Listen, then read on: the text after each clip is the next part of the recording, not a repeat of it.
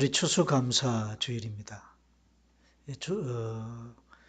추수감사절은 미국의 국가적인 그 명절 중에 하나죠. 우리 한국식으로 말하면 추석과 같은 그런 명절입니다. 미국의 추수감사절의 유래는 우리가 이제 상식적으로 알고 있는 일이지만 1620년이니까 지금부터 한 몇 년 전입니까?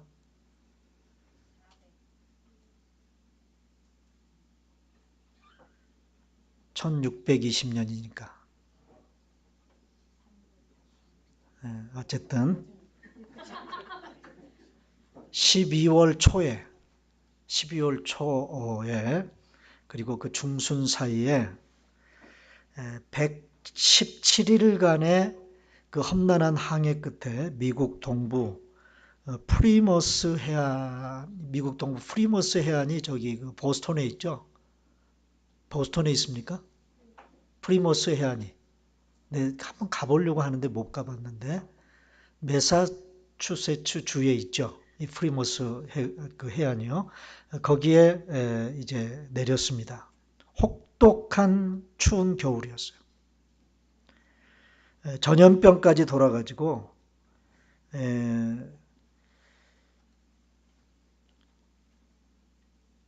봄이 되기도 전에 이 청교도들이 종교의 자유를 찾아서 이 메이플라워를 타고 이제 미국 신대륙으로 왔는데 44명이 목숨을 잃은 44명이 목숨을 잃었습니다.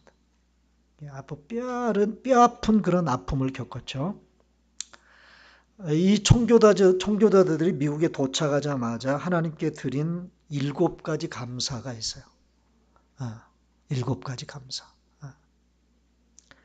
첫 번째는 뭐냐? 180톤밖에 안 되는 작은 배지만 그 배라도 주심을 감사합니다. 평균 시속이 2마일이에요. 배 시속이 2마일. 1시간에 2마일을 가는 그런 배지만 117일간 계속 전진할 수 있었음을 감사합니다. 세 번째는 항해 중에 2사람이 죽었으나 한 아이가 태어났음을 감사합니다. 넷째, 폭풍으로 큰 돛이 부러졌으나 배가 파손되지 않았음을 감사합니다. 다섯째, 여자들 몇 명이 심한 파도 속에 휩쓸렸지만 모두 구출됨을 감사합니다. 여섯째, 인디언들의 방해로 상륙할 곳을 찾지 못해 한 달 동안 바다에 표류했지만 결국 호의적인 원주민이 사는 곳에 상륙하게 해주셔서 감사합니다. 그리고 마지막 7번째 감사가 뭐냐? 고통스러운 3개월 반의 항해 도중 배에 탄 한 명도 돌아가자는 사람이 나오지 않았음을 감사합니다. 이게 메이플라워를 타고 미국에 도착했던 이 102명의 최초의 이 청교도들이 도착하자마자 하나님께 드렸던 감사였어요.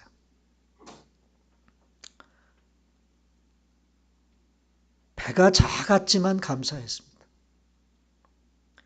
배 속도가 너무 느렸지만 감사했습니다. 2사람이 죽었음에도 감사했습니다. 폭풍으로 돛이 부러졌음에도 감사했습니다. 파도에 사람들이 휩쓸렸음에도 감사했습니다. 여러분,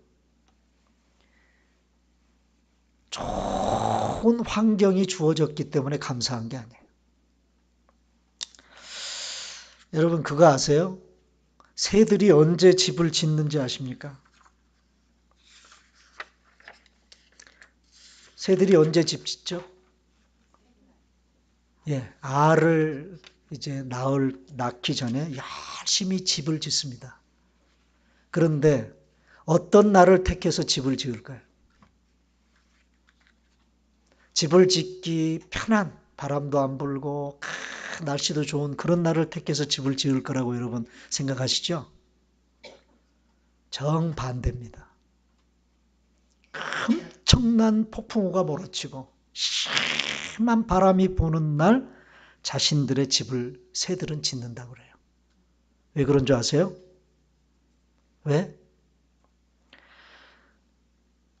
바로 그날 그 부는 태풍이 불어와도 견딜 수 있을 만한 튼튼한 집을 짓기 위해서는 그 정도 강풍이 부는 강도에 맞추어서 집을 지어야 하기 때문에. 어떤 바람에도 알이 보호를 받을 수 있도록, 어떤 강풍에도 새끼들이 안전하게 자라날 수 있도록 집을 짓는 것입니다. 자, 어찌 보면 최악의 상황을 기회로 삼는 한 미물의 지혜죠. 새들의 입장에서 보면 바람이 심하게 불어서 힘들겠지만 오히려 새들은 그 바람이 고맙습니다. 왜요? 그 바람을 고려해서 더 튼튼하고 더 안전한 집을 지을 수 있기 때문에 그렇습니다. 그래서 새들은 위기가 기회가 되는 셈이죠. 그런 말이 있습니다. 위기와 기회는 종이 한 장 차이다. 뭐라고요? 위기와 기회는 종이 한 장 차이다. 그런 말이 있습니다. 어떤 사람은요, 위기를 그냥 위기로 끝내버리는 사람이 있습니다. 위기적인 상황 속에서 원망하고 불평하고 절망하다가 모든 것을 끝내버리는 것입니다. 그러나 어떤 사람은 자기가 처해 있는 최악의 상황 속에서도 그 상황이 가져다주는 긍정적인 면을 찾으려고 애를 씁니다. 그 속에서 감사거리를 찾습니다. 희망을 찾습니다. 이런 사람에게 위기는 뭐가 돼요? 기회가 되는 법입니다. 이런 사람에게 인생 역전의 기적이 일어나는 거예요. 원망은 위기를 최악의 상황으로 끌고 가지만 감사는 위기를 인생 역전의 기회로 끌고 갑니다. 이것이 감사의 힘입니다. 승리 중에도 최고의 승리가 있죠. 성공 중에도 최고의 성공이 있듯이 감사에도 최고의 감사가 있어요. 무엇이 최고의 감사일까요? 뭐가 최고의 감사겠습니까? 감사거리가 있을 때 감사하는 거, 그거 최고의 감사가 아닙니다. 그거 누구나 할 수 있습니다. 감사할 수 없는 최악의 상황 속에서 감사할 수 있는 것, 그것이 최고의 감사예요. 도저히 감당이 안 되고 이해할 수 없는 상황 속에서도 불평하거나 원망하지 않고 오히려 하나님의 인도하심과 하나님의 선하심과 하나님의 신실하심을 믿기에 감사하는 것, 이것이 우리가 드릴 수 있는 최고의 감사인 것입니다. 성경에 등장하는 인물 중에 최고의 감사를 드렸던 이 감사의 최고봉을 한 사람 들라면 우리는 아마도 오늘 본문에 등장하는 욥이라는 사람을 들 수 있을 것 같아요. 오늘 추수감사절을 맞이해서 이 욥이라는 한 인물을 우리가 살펴보면서 오늘 우리의 현실 가운데서 우리의 감사 생활은 어떠한지, 우리에게 인생 역전의 디딤돌이 되게 만드는 이 감사 생활, 이것을 우리는 어떻게 하고 있는지를 한번 점검해 보는 그런 시간을 갖도록 하겠습니다. 여러분, 욥은 어떤 사람이었습니까? 욥은 어떤 사람이었죠? 욥하면 생각나는 거 뭐예요? 네? 성경이 말하는 욥은 어떤 사람입니까? 부자입니다. 뭐라고요? 부자예요. 옛날 고대에는 어떤 사람이 부자죠? 네? 첫째는 어떤 사람을 부자라고 그래요? 뭐 당연히 지금이나 그때나 마찬가지로 물질이 많은 사람, 그런 사람이 부자입니다. 욥기 1장을 보면요, 욥이 동방에서 가장 큰 부자라고 그랬어요. 네. 또 고대에는 어떤 사람이 부자냐면 자식이 많으면, 자식이 많은 사람이 부자예요.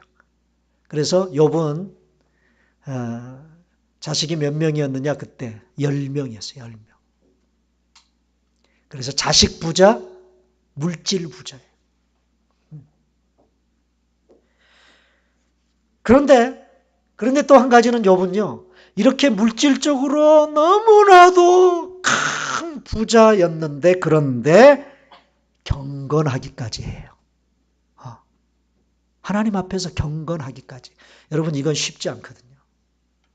예수님이 그러셨죠.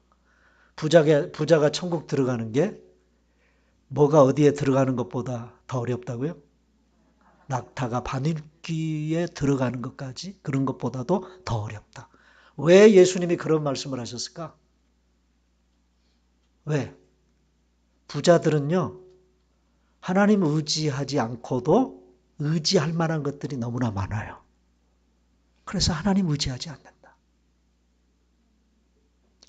그러니까 욥처럼 이렇게 물질적으로 풍성하고 큰 부자인데도 불구하고 하나님을 경외했어요. 하나님 앞에서 경건함을 잃지 않았어요. 그래서 오늘 1장 1절 보면, 욥기 1장 1절 보면 다 같이 한번 읽겠습니다. 시작. 우수 땅에 욥이라 불리는 사람이 있었는데 그 사람은 온전하고 정직하여 하나님을 경외하며 악에서 떠난 자더라. 자, 여기 우수 땅에 욥이라 불리는 사람이 있었다. 그러니까 이 욥이라는 사람이 그 가상의 인물이에요? 네? 가상의 인물이 아니고 실제 인물이라는 것입니다. 우스라는 그런 지역에 살고 있는 욥이라는 인물이 있어요. 그러니까 욥기의 이야기는요, 짜낸 얘기가 아니에요. 실제 했던 사람의 이야기예요. 근데 그가 어떤 사람이라고요? 온전한 사람이에요. 온전한 사람이라는 얘기는 성숙한 사람이에요. 인격적으로. 정직해요. 윤리적으로 정직한 사람이에요. 신앙적으로는 하나님을 경외할 줄 아는 사람이에요. 악에서 떠난 사람이에요. 부자인데 이런 사람이었다. 그런데 또 하나는요, 하나님이 그걸 인정해요. 누가? 욥이 이런 사람이라는 것을 누가 인정해요? 하나님이 인정하세요. 자, 1장 8절 다 같이 읽습니다. 시작. 여호와께서 사탄에게 이르되 내가 내 종 욥을 주의하여 보느냐? 그와 같이 온전하고 정직하여 하나님을 경외하며 악에서 떠난 자는 세상에 없느니라. 야, 누구 앞에서 지금 욥을 자랑하고 있습니까? 하나님. 사탄. 아주 우리 하나님이 자신만만하게 욥을 사탄 앞에 탁 세워놓고 나를 경외할 줄 알고 온전하고 정직하고 악에 떠난 사람은 이 세상에 욥만큼한 사람이 없다. 사탄 앞에서 자랑합니다. 자, 여러분, 제가 그런 사람이 됐으면 참 좋겠는데, 하나님의 절대대적인 원수인 원수 앞에서 하나님이 자랑할 수 있는 그런 사람이 되면 얼마나 좋을까. 도대체 욥이라는 사람이 어떤 삶을 살았기에 하나님이 이렇게도 인정을 하고 자랑했어요. 자, 욥이 이런 사람이었습니다. 부자입니다. 부자인데도 하나님을 경외할 줄 압니다. 그것을 하나님이 인정했던 사람. 바로 이런 욥에게 도대체 어떤 일이 벌어졌습니까? 자, 어떤 일이 벌어졌어요? 욥에게 한순간 말로 다할 수 없는 죽으리만큼 힘든 시련의 고통이 찾아왔습니다. 하루아침에 모든 재산을 잃어버렸어요. 네? 하루아침에. 그 많은 재산이 하루아침에 다 강탈을 당했어요. 도적들이 또 하늘에서 불이 떨어졌다고 그랬는데 도대체 무슨 이유 때문에 그랬는지 모르지만 모든 재산들이 다 한순간에 없어져 버렸어요. 또 한순간 10명의 자녀들이요, 한 집에 모여서 잔치를 하는데 느닷없이 광풍이 불어가지고 집이 무너져 내린 거야. 그래서 한 자리에서 10명의 자녀들이 몰살을 당해버렸어요. 이런 일들이 계속 연달아서 일어났습니다. 이제 남은 것은 자기 몸뚱아리 하나야, 욥이. 그런데 설상가상으로 어떤 일이 벌어지느냐? 머리끝부터 발끝까지 온몸에 종기가 나요. 종기. 예, 종기가 나요. 그래서 욥기 2장 8절 보면, 자, 다 같이 읽습니다. 시작. 욥이 재 가운데 앉아서 질그릇 조각을 가져다가 몸을 긁고 있더라. 여러분, 질그릇 조각이 뭡니까? 사기 조각이에요. 사기 조각. 그릇 깨진 그 조각으로 어디를 긁어요? 몸을 긁어요. 왜? 가려우니까. 여러분 한번 생각해 봐요. 저는요, 욥이 이렇게 질그릇 조각으로 몸을 긁을 정도로 가려움증이 심해가지고 고통을 받았다는 것이 이해가 돼요. 여러분은 이해가 되세요? 여러분, 어떤 사람이 고통당할 때 알 것 같습니다. 저도 이해가 됩니다. 그런 말을 함부로 하면 안 돼요. 자기가 그 경험을 해보지 않았으면서 그 사람이 당한 것을 마치 자기가 아는 것처럼 그렇게 립 서비스만 하면 안 돼. 그게 위로가 안 돼요.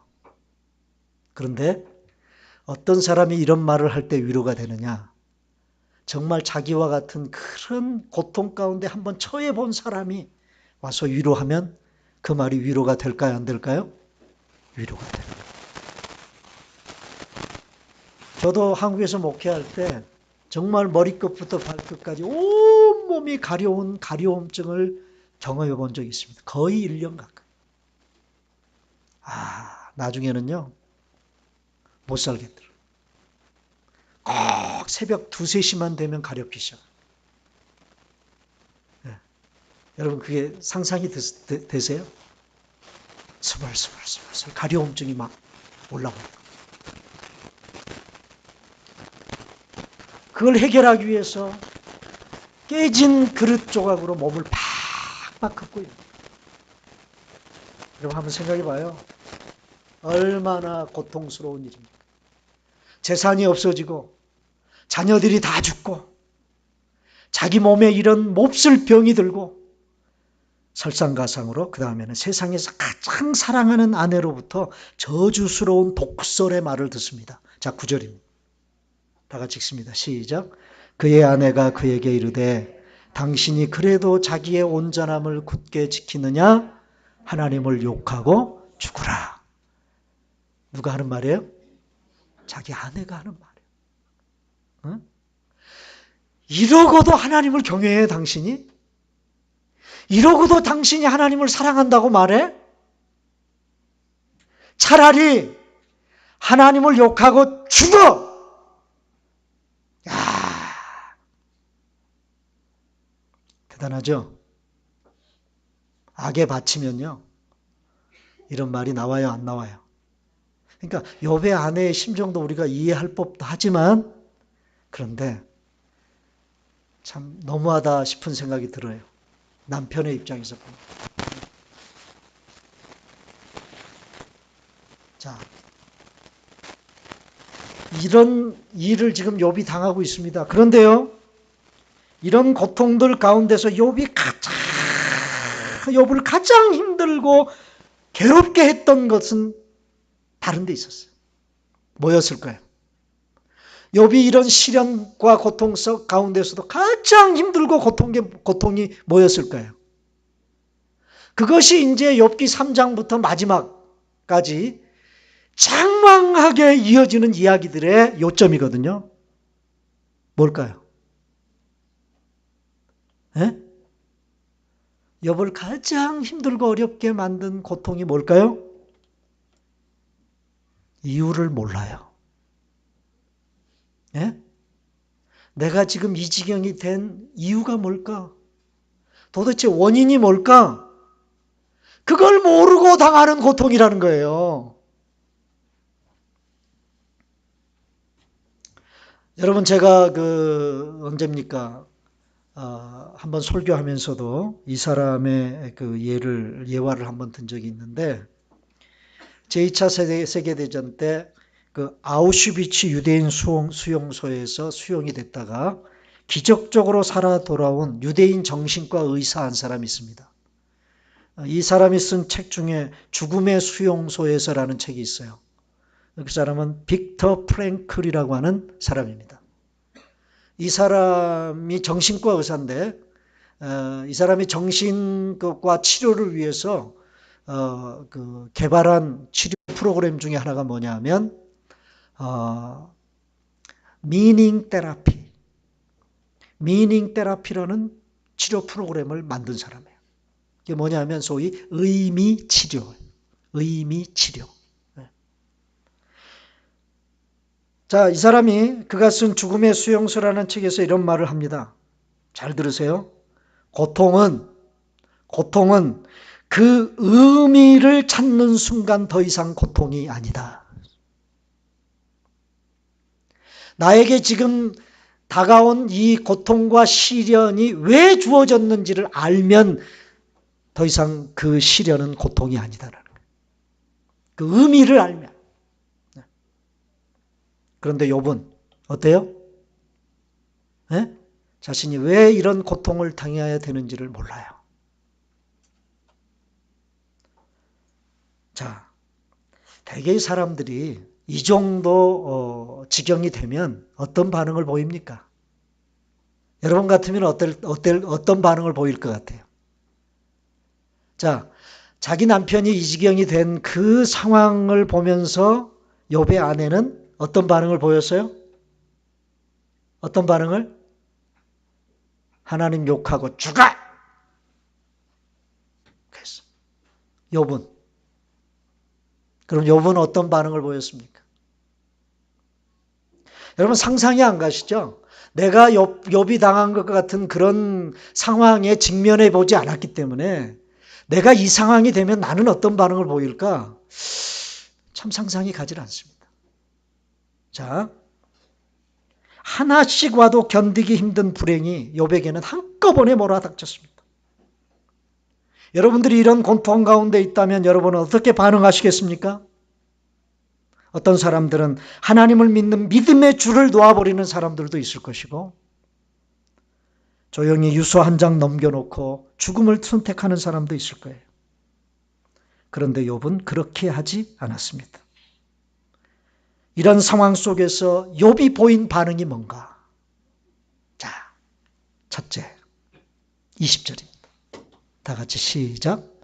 욥이 일어나 겉옷을 찢고 머리털을 밀고 땅에 엎드려 예배하며. 그래서 이런 지경에서 욥이 보인 첫 번째 반응은 뭐 했어요? 하나님 앞에 예배했어요. 하나님께 나와 예배드렸어요. 이게 욥의 첫 번째 반응이에요. 되게 신앙생활하고 교회 다니고 예수 믿는 사람들도요. 시험에 들면 교회 안 나와요. 힘들면 예배의 자리에 나오는 것부터 포기해요. 참 이상하죠? 그런데 욥은 어떻게 했어요? 힘든데 예배의 자리에 나왔어요. 어려운데 예배의 자리를 포기하지 않았어요. 여기 보면 예배했다는 말 전에 어떤 구절이 나오냐면 겉옷을 찢고 머리털을 밀었다 그랬어요. 이게 뭐 했다는 걸까요? 슬퍼했다는 말이에요. 여러분 너무 힘들고 고통스러우면 슬프잖아요. 그래 안 그래요? 욥이 울 수밖에 없죠. 이런 상황이 되면 여러분 제일 먼저 우리에게 찾아오는 감정이 뭐예요? 슬픔이에요. 기쁘겠어요? 박수를 치겠어요? 아, 잘 됐다 그러고? 슬프죠? 슬픔의 눈물을 흘렸다는 말입니다. 여러분, 슬픈 일을 당했을 때 슬픔을 표현하는 거, 그게 죄일까요? 죄가 아닐까요? 예? 죄가 아닙니다. 슬픈 일을 당했을 때 슬퍼하는 것, 그건 결코 죄가 아닙니다. 슬픔을 억제할 필요가 여러분 없어요. 눈물은 하나님께서 우리에게 주신 특권 중에 하나예요. 그래서 여러분, 어떤 어려움을 겪고 있는 사람이 옆에서 울고 있으면 울지 말라고 여러분 그러면 안 돼. 실컷 울도록 내버려 둬야 돼. 어떤 한국의 권사님들은요, 믿음 좋다고 옆에서 누가 울고 있으면 에이, 믿음 없이 왜 울어? 울지 마. 그런 아주 그냥 꼴 보기 싫은 그런 권사님들 한국에 있어. 여기는 없고 한국에 있어. 한국에. 슬프면 어떻게 해야 돼요? 울어야 돼요. 울고 싶으면 울어야 됩니다. 통곡하고 싶으면 통곡하는 거예요. 자, 그런데 우는 것으로 끝나면 안 돼. 여러분 울고 있어요, 지금. 슬퍼하고 있어요. 그런데 그것으로 끝내지 않아요. 어떻게 해요? 하나님 앞에 나아가 예배 드리는 거예요. 여러분, 예배가 뭐라고 생각해요? 예배가 뭔가? 저는 예배를 두 가지로 정의해보고 싶어요. 첫째는 뭐냐? 예배는 말 그대로 하나님을 향하는 거예요. 자, 여러분 생각해봐요.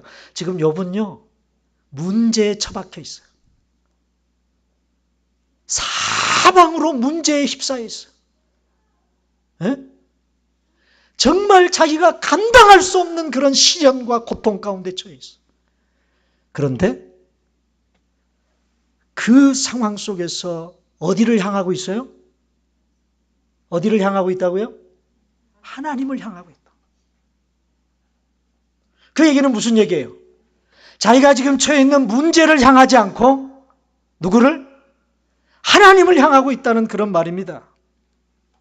여러분, 문제를 향하지 않고 문제에 파묻혀 있지 않고 하나님께 향하고 하나님께 집중했어요. 예배가 뭐냐? 하나님께 집중하는 거예요. 여러분, 그거 아십니까? 내가 무엇에 집중하면 내가 집중하는 것이 크게 보인다는 사실 아세요? 이게 집중의 원리예요. 그 내가 보고 있는 것의 사이즈가 크고 작고 그것에 의해서 큰 거는 크게 보이고 작은 것은 작게 보이는 게 아닙니다. 집중하면 작은 것도 크게 보여요. 그러므로 문제에 집중하면 뭐가 크게 보일까요? 문제가 크게 보여요. 하나님께 집중하면요, 하나님이 크게 보이는 거예요. 하나님. 이게 집중의 원리예요, 여러분. 예배는 뭐냐? 하나님께 나아가서 내가 예배 드린다는 예배의 의미가 뭐냐 하면 하나님께 집중해서 하나님을 더 큰 존재로 바라보는. 그럴 때 내가 지금 처해 있는 문제들이 어떻게 보여요? 상대적으로 적게 보이는 거예요. 이게 집중의 원리입니다. 또 한 가지 예배의 정의가 뭐냐? 예배는 승리를 고백하고 외치고 선포하는 자리입니다. 무엇이 승리입니까, 여러분? 여러분, 우리가 신앙생활을 하면서 신앙생활에 승리는 어떻게 나타나는 줄 아세요? 에? 어떻게 나는 승리했습니다 라는 것을 어떻게 표현하는 줄 아십니까? 그게 뭐냐면 하나님 앞에 나와서 하나님 감사합니다. 이 고백이 승리의 고백이에요. 어떤 상황 속에서도 하나님 감사합니다. 이 고백을 내가 내 입으로 고백하면 그것이 승리의 고백이다 그 말이에요. 승리의 외침이고 승리의 선포고.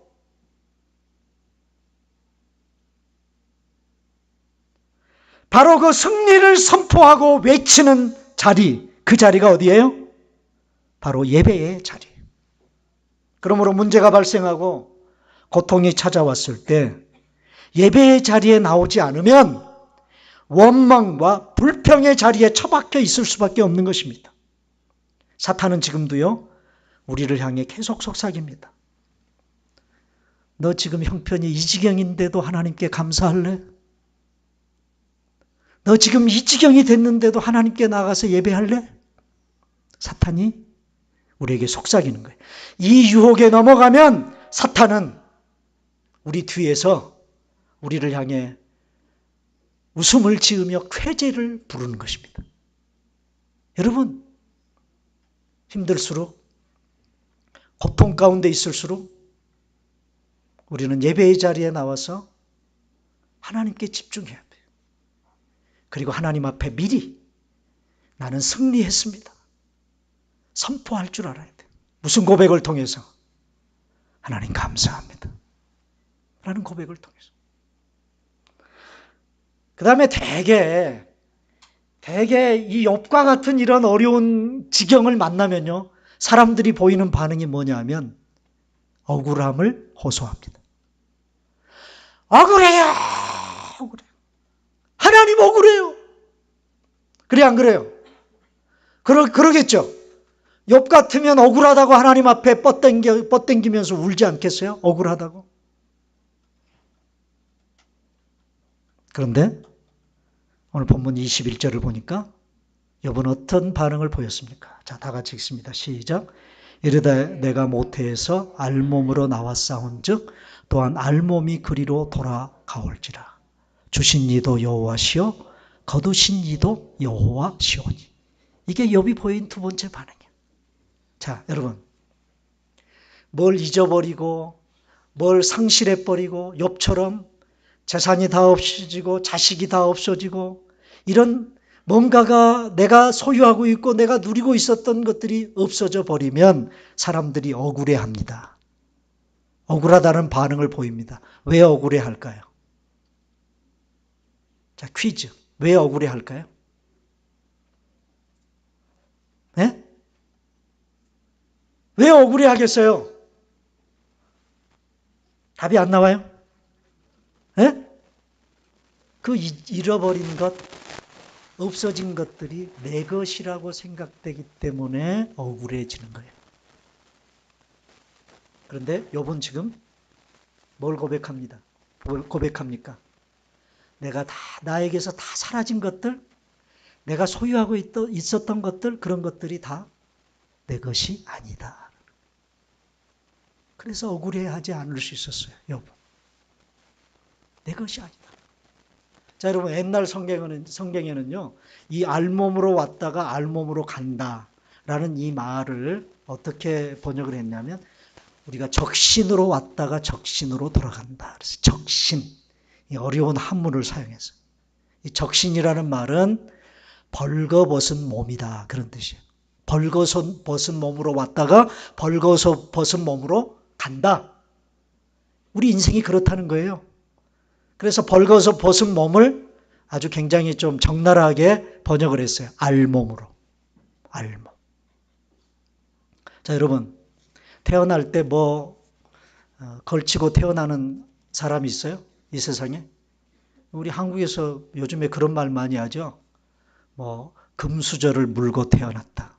흙수저를 물고 태어났다. 그런 말 하지 않습니까? 여러분, 누가 태어날 때 금수저 물고 태어납니까?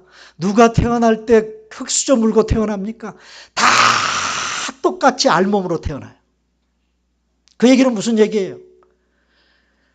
내 것이 하나도 없는 상태로 우리는 이 세상에 태어난다 그 말이에요.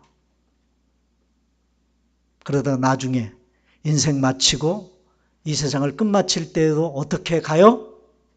어떻게? 내가 가지고 갈 것이 하나도 없는 상태로 가는 거예요. 에? 내가 이 세상에 뭔가 소유하고 움켜쥐고 있던 것 다 놔두고 가야 돼. 그게 알몸으로 간다는 말이에요. 그래서 이 알몸으로 왔다 알몸으로 간다는 말의 의미는 이 불교에도 그런 용어가 있죠. 여기 이 말과 비슷한 용어가 있죠. 불교에도 공수래 공수거. 그 말이 빈손으로 왔다 빈손으로 간다는 말이에요. 불교에서 사용하는 용어예요. 네? 여러분, 우리 인생이 그런 인생인 것을 욥은 고백합니다. 오늘 저와 여러분들의 인생이 그래요.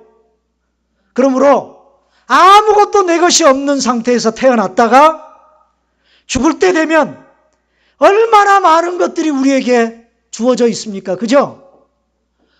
얼마나 많은 것들을 우리가 누리고 삽니까? 그런데 그것도 다 놓고 가야 돼. 그것도 다 놓고 가야 돼. 이 얘기는 이 땅에서 우리가 살아가면서 우리가 가지고 있는 것, 소유하고 있는 것, 누리고 있는 것, 그것은 결코 내 것이 아니다는 거예요. 내게 아니에요. 내게 아니니까 그것이 없어져도 욕을 하지 않아요. 내게 아니면. 그런데 그것이 내 것이라고 생각하면 집착력이 생기죠. 그래서 없어지면 억울하게 되는 거예요.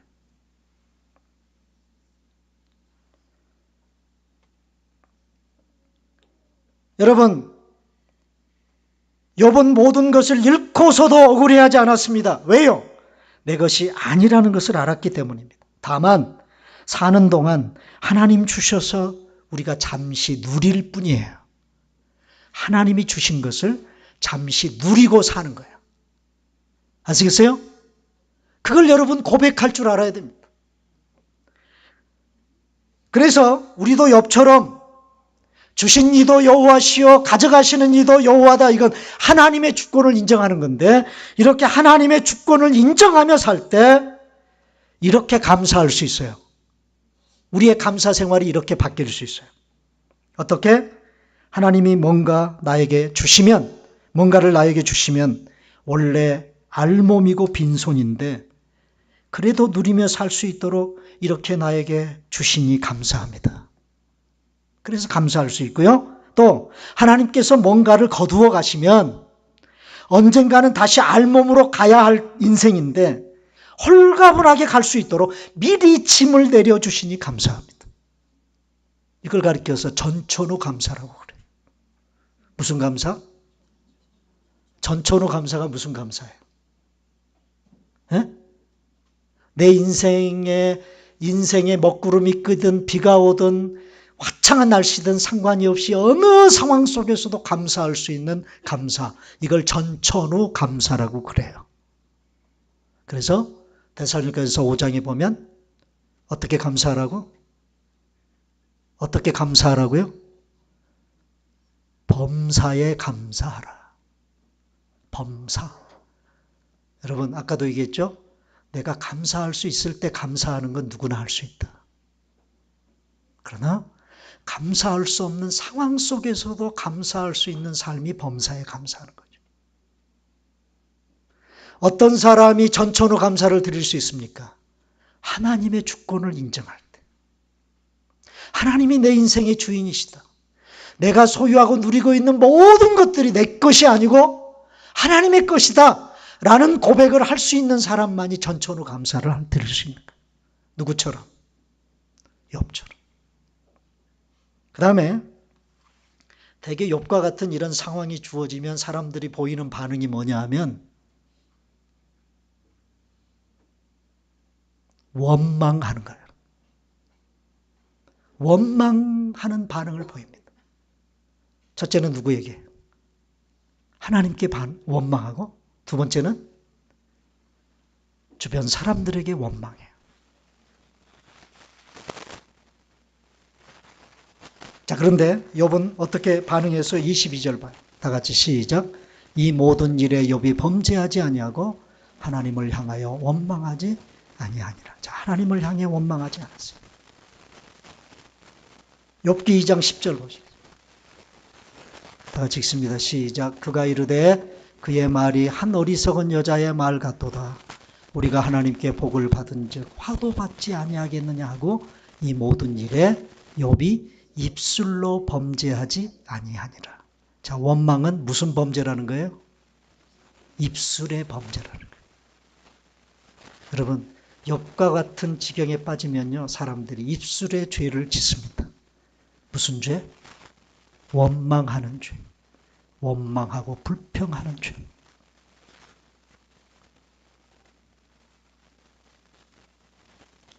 욥은요, 남편인 자기를 향해 하나님 욕하고 죽어!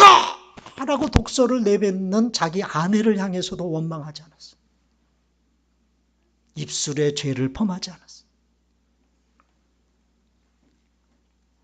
원망과 불평은 입술로 범죄하는 것입니다.